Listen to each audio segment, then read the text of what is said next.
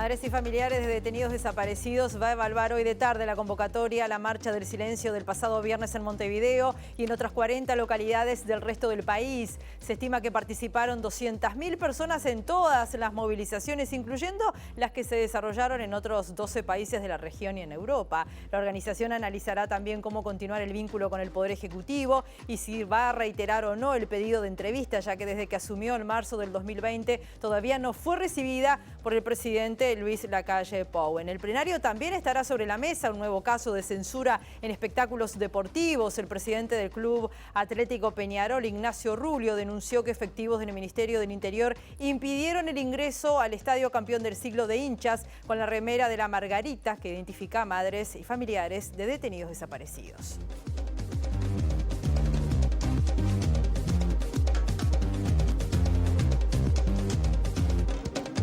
¿Qué tal? ¿Cómo están? Bienvenidas, bienvenidos a MBD Noticias. Comenzamos el informativo en un mediodía que se presenta a esta hora nuboso, va a seguir así, con cielo nuboso, hay 19 grados, con periodos de cubierto y neblinas, dice Inumet, y con una máxima anunciada de 22 grados. Estamos viendo ya, como lo hacemos siempre, las cámaras de gestión de movilidad urbana de la Intendencia de Montevideo. Hay un carril obstruido hacia el este, en Rivera y Ponce, hay personal inspectivo que se encuentra trabajando en la zona. También hay un accidente de tránsito en Boulevard Artigas y José María Penco, con un carril obstruido, en este caso hacia General Flores. Hay inspectivos, personal inspectivo trabajando en la zona también.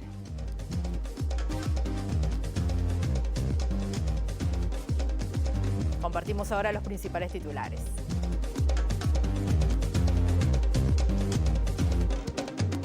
Intersocial Feminista pidió reunión urgente al fiscal de Corte por el archivo de 300 denuncias por parte de la Fiscalía de Delitos Sexuales en una semana. El presidente Lacalle Pou se reúne con el primer ministro británico para reorganizar el vínculo comercial con Reino Unido tras la salida del Brexit y el final de la pandemia. El Ministerio de Salud Pública analiza casos sospechosos de viruela del mono en Uruguay. Perú está bajo alerta epidemiológica y en Argentina se detectó el primer caso. Industriales panaderos recomiendan no trasladar al público el aumento del precio internacional del trigo y critican eliminación de aranceles definida por el gobierno.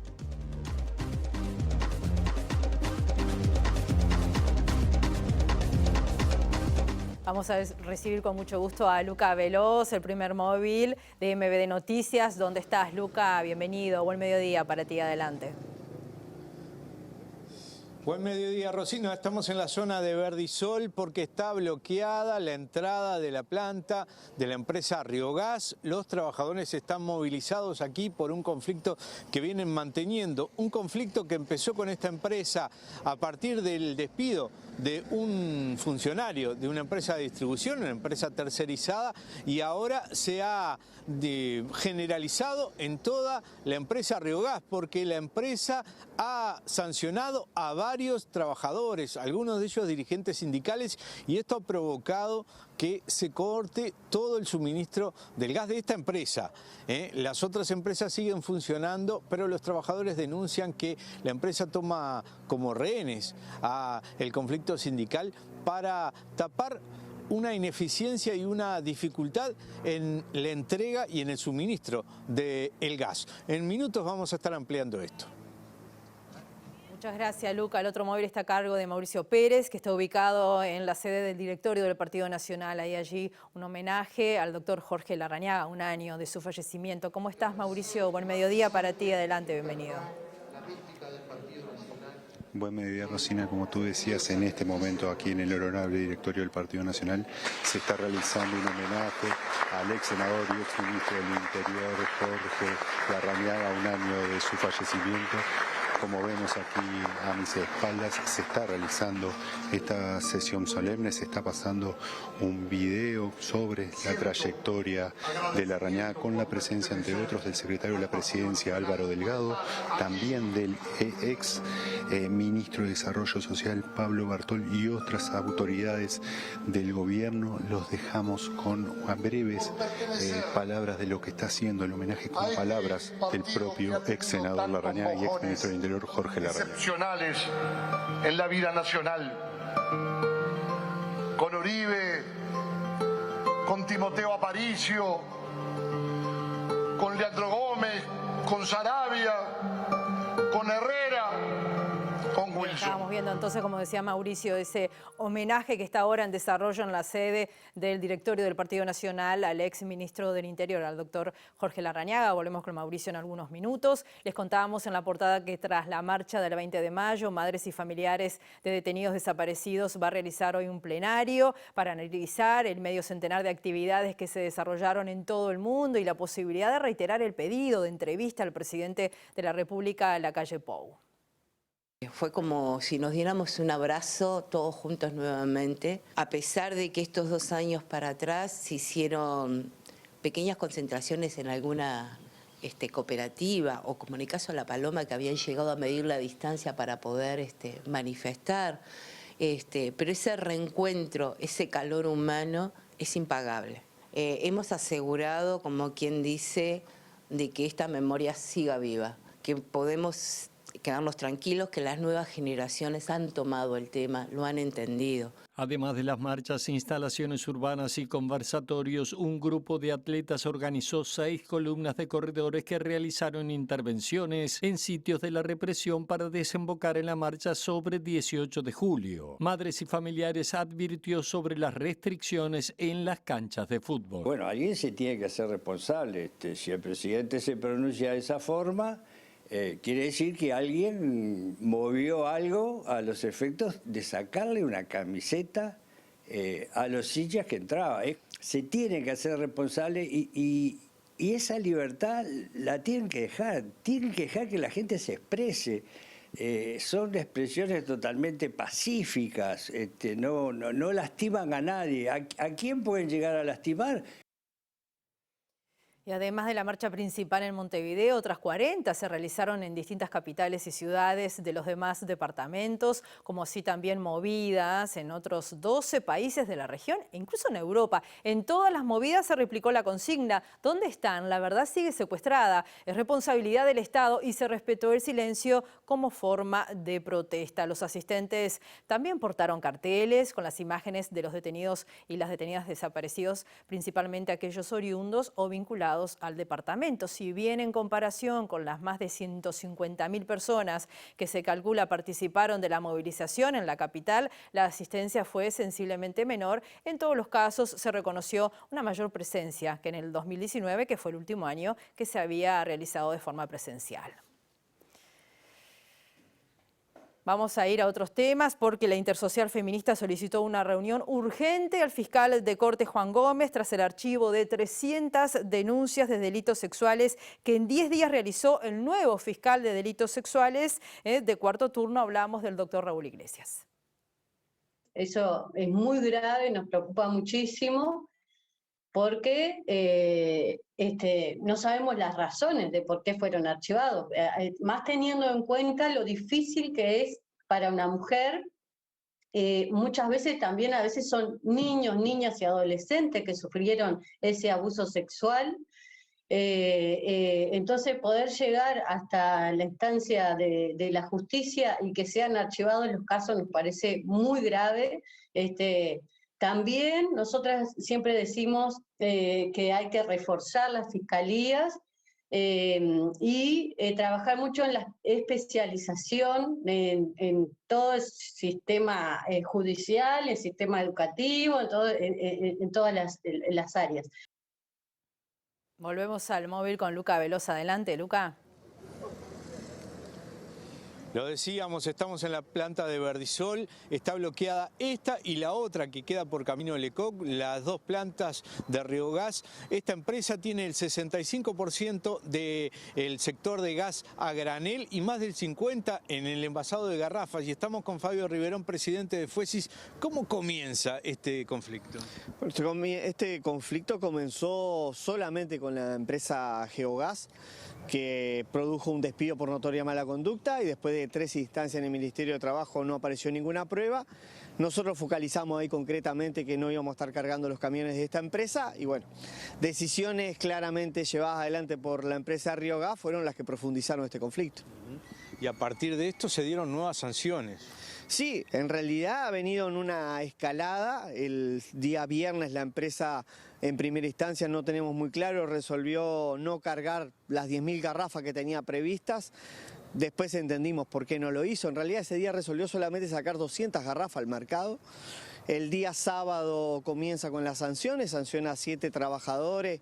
Tampoco tenemos muy claro por qué, porque no fueron notificadas en forma escrita, solamente en forma verbal por los jefes del lugar.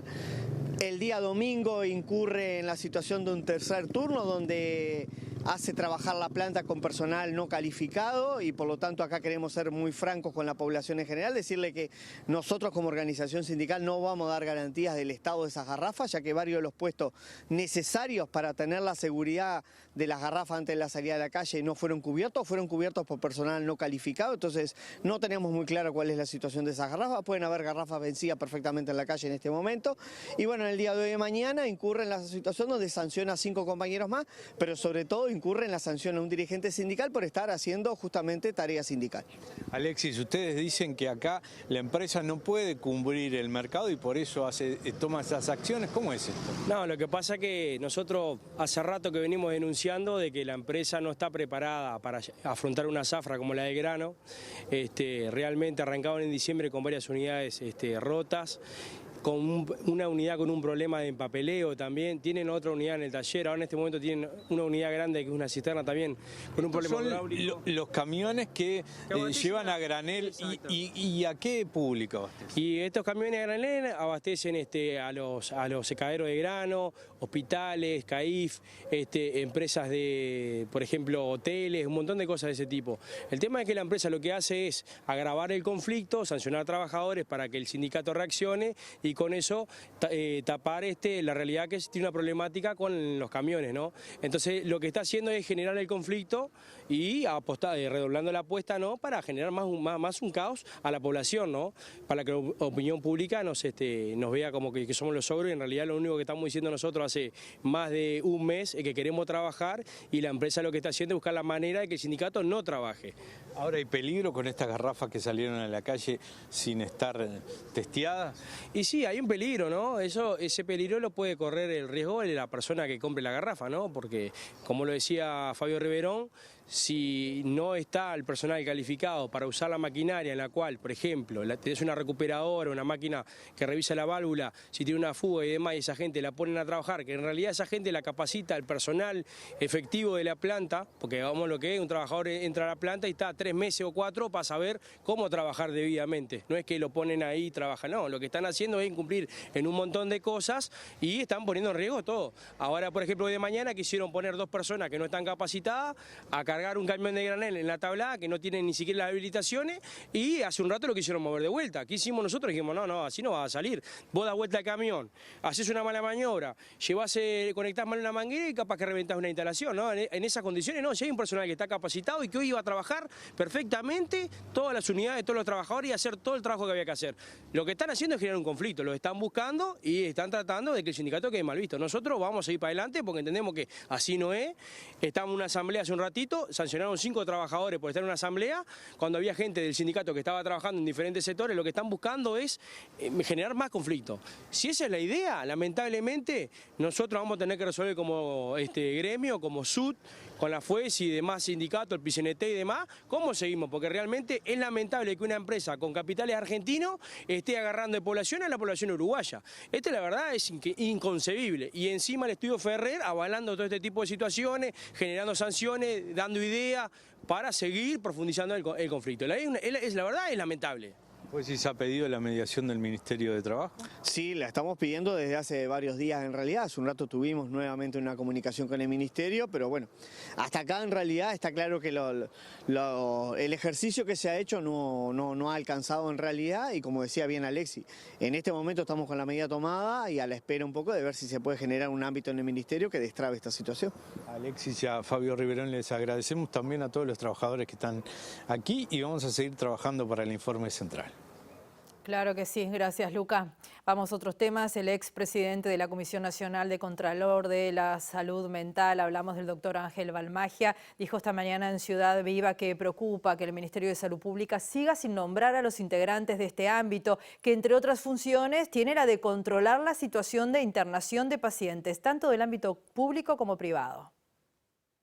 Al ser una comisión nueva, está el desconocimiento de la población de que está la comisión y qué funciones tiene. Tiene múltiples funciones. Entre ellas, controlar las condiciones de internación de los pacientes a nivel público y privado. Y de hecho, hay que destacar que es honoraria la comisión. Es otra cosa que me parece que es importante destacarlo.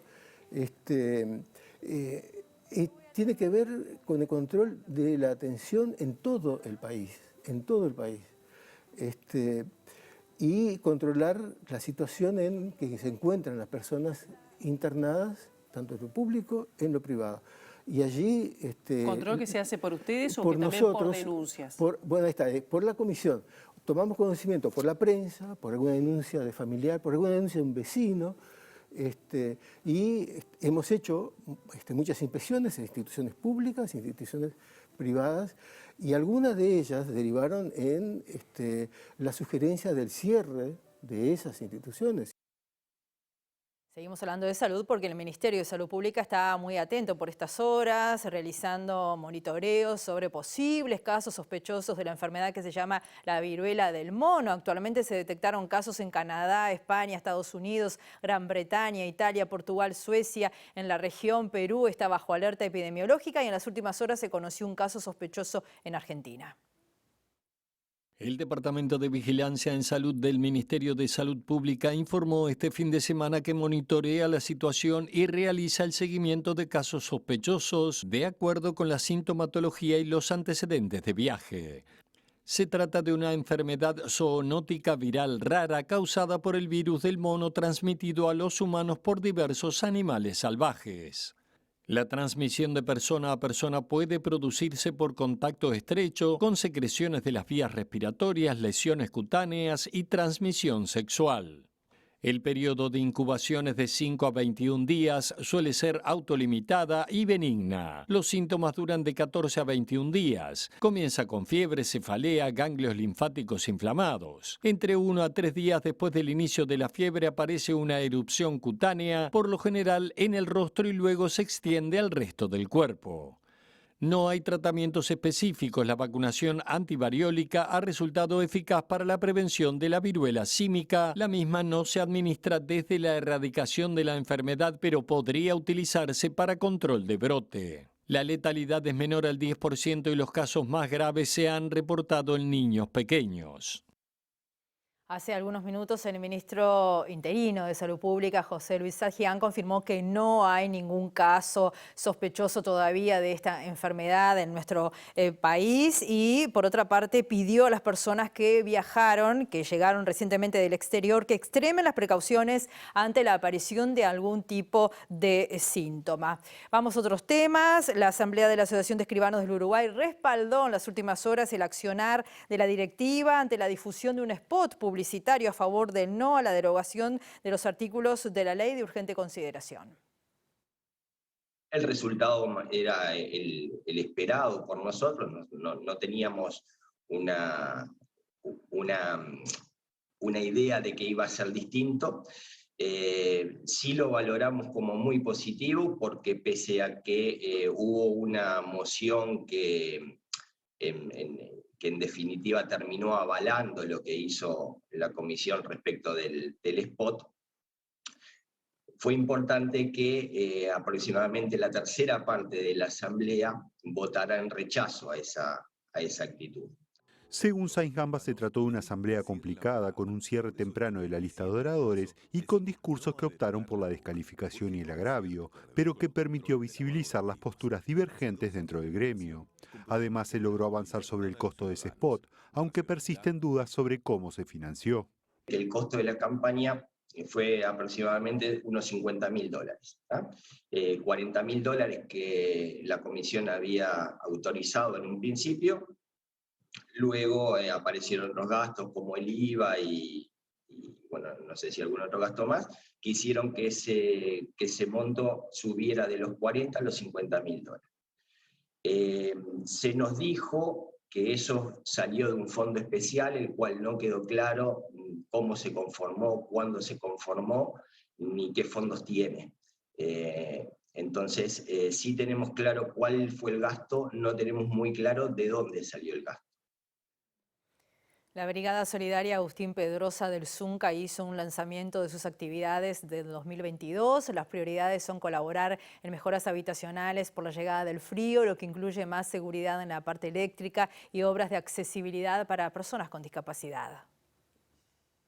La Brigada Solidaria básicamente en lo que es parte de reconstrucción de un tejido social donde está más complicado, donde en realidad la vulnerabilidad muchas veces de las personas, la accesibilidad de la gente con discapacidades o enfermedades que muchas veces no las vemos, pero son silenciosas, tanto para el trabajador o para gurises con cáncer también del perescriminio o diferentes áreas en lo que es este tejido social, ¿no? Hoy en todo largo y ancho de Montevideo, en la periferia más que nada, tanto yo que sé, en Bajo Valencia, Casabó, Piedras Blancas, Peñarol, bueno, el 24 de junio, todos esos barrios en realidad los atacamos nosotros porque en realidad venimos de esos lugares y creo que muchas veces, no sé si es olvidado, pero la vulnerabilidad muchas veces es más o menos en lo metropolitano, como que se dice. Además de obras puntuales en casas o instituciones en diferentes barrios, la Brigada Pedrosa interviene en lugares afectados por inclemencias climáticas importantes recientes como Dolores, Tres Islas y parte de Maldonado. Es gratificante sabiendo bien que te vas con una sonrisa a la cara, después cuando ayudás algunas veces a esas personas que están re complicadas, con una complejidad tremenda. Algunas veces nosotros nos hacemos, algunos mala sangre, como decimos nosotros, por algunas cuestiones que son solucionables y no tienen ese tema de esas personas que luchan por tener un ranchito, luchan por tener mejores condiciones habitacionales. Volvemos al directorio del Partido Nacional con Mauricio Pérez. Adelante. Así es, Rosina, como decíamos, se está realizando una sesión solemne del honorable directorio del Partido Nacional en homenaje al ex senador y ex ministro del Interior, Jorge Larrañaga, a un año de su fallecimiento, con presencia de varios integrantes del Poder Ejecutivo, encabezados por el secretario de la Presidencia, Álvaro Delgado, senadores y dirigentes del Partido Nacional. En este momento está haciendo uso de la palabra el presidente del directorio nacionalista, Pablo Iturralde, pero durante la sesión se recordaron distintos aspectos de la vida y de la trayectoria política de Larrañaga, donde se destacó particularmente su promoción de la descentralización, su trabajo por la descentralización también, por la unidad partidaria y su permanente diálogo con otras colectividades políticas. Por ejemplo, el diputado Álvaro Viviano señalaba lo que significó el costo político de Larrañaga en el momento de su vínculo con el expresidente José Mujica. En este momento está terminando, se está levantando la sesión solemne del directorio del Partido Nacional, como decíamos, Rosina, con muchos representantes del Poder Ejecutivo y también del Parlamento Nacional. En la edición central de MBD Noticias vamos a estar ampliando la información sobre este tema, así que volvemos con ustedes. Muchas gracias, Mauricio, y nosotros hacemos una breve pausa. Volvemos enseguida.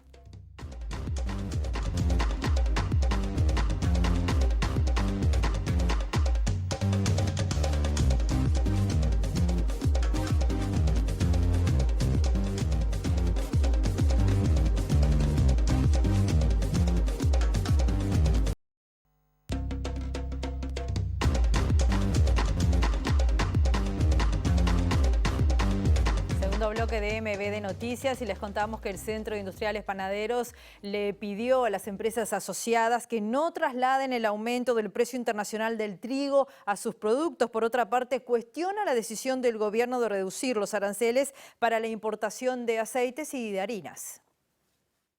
Frente a este escenario de aumento del precio de harina, de trigo, el CIPU, el Centro de Panaderos, entiende que debe hacer una aclaración, porque la harina en Uruguay se comercializa en dólares. Las panaderías pagan la harina en dólares. Y en este momento, a pesar de que está aumentando nuevamente el precio de la harina en el mercado local, la baja del tipo de cambio del dólar hace que el impacto a los precios sea neutro. Sí que la harina queda con un precio alto históricamente y que si el tipo de cambio se mueve, sin duda que va a pegar en los costos, ¿no? Pero de momento no impacta. Desde la CIPU se afirmó que la reducción del IVA al pan aprobada en abril tuvo un impacto positivo en un escenario donde las ventas de las panaderías vienen golpeadas. Sin embargo, la decisión de reducir los aranceles a la importación de harina y aceite puede tener un impacto negativo para el sector. Nosotros siempre queremos que bajen los costos de la producción, que bajen los costos operativos de los comercios, para que el precio al público sea lo menor posible. Pero en este caso, justamente esta medida no favorece a las panaderías, por el contrario. Porque lo que está favoreciendo es la importación de productos elaborados que compiten con la panadería y que además tienen menos arancel en la importación, se baja lo que es el costo del LATU por el control que hace el LATU de las importaciones de los alimentos, y además con la baja del dólar, estos productos van a entrar muy baratos, o sea, van a competir con lo que es la industria nacional y lo que es la panadería de barrio, la panadería artesanal. El presidente de la República, Luis Lacalle Pou, se encuentra reunido con el primer ministro de Inglaterra, Boris Johnson, desde las 11 de la mañana en el marco de una gira que lo va a tener hasta mañana en Reino Unido. Los temas comerciales son los que dominan la agenda debido a que la potencia europea debe recomponer sus vínculos con el resto del mundo tras el abandono de la Unión Europea y la finalización de la pandemia. Johnson se reunió durante el último mes con 3 presidentes latinoamericanos para lograr nuevos acuerdos, habiendo sellado, por ejemplo, un tratado de libre comercio con Colombia. Junto al mandatario viajaron el canciller Francisco Bustillo, la ministra de Economía Azucena Arbeleche y el ministro de Industria Omar Paganini.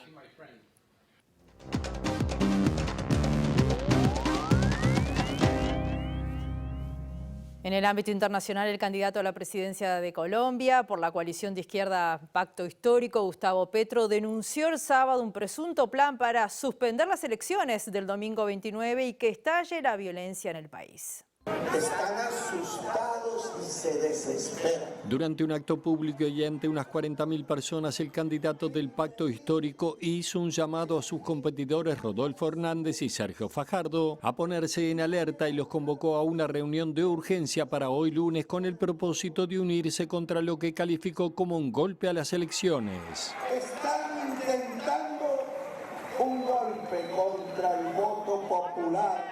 Gustavo Petro, quien aparece como candidato favorito, afirmó que tiene pensado suspender los comicios y los órganos que dirigen el régimen electoral en Colombia, dejando afuera de ese encuentro a Fico Gutiérrez, aspirante de la derecha y su más cercano perseguidor en los sondeos, e insinuó que esas maniobras están vinculadas con su campaña. Petro hizo un llamado para actuar con mucha serenidad y no caer en trampas. No informó quién tomaría la decisión de suspender los comicios, pero aseguró que buscan que estalle la violencia en Colombia para tener la excusa de perpetuar el actual gobierno por encima de la decisión popular. Por su parte, el presidente Iván Duque garantizó hoy, al comentar el supuesto complot, que los comicios del próximo domingo se celebrarán tal como estaba planeado y sostuvo que Colombia tiene una democracia antigua con instituciones fuertes y que a nadie se le puede pasar por la cabeza que se van a suspender las elecciones o que se van a dar golpes de Estado.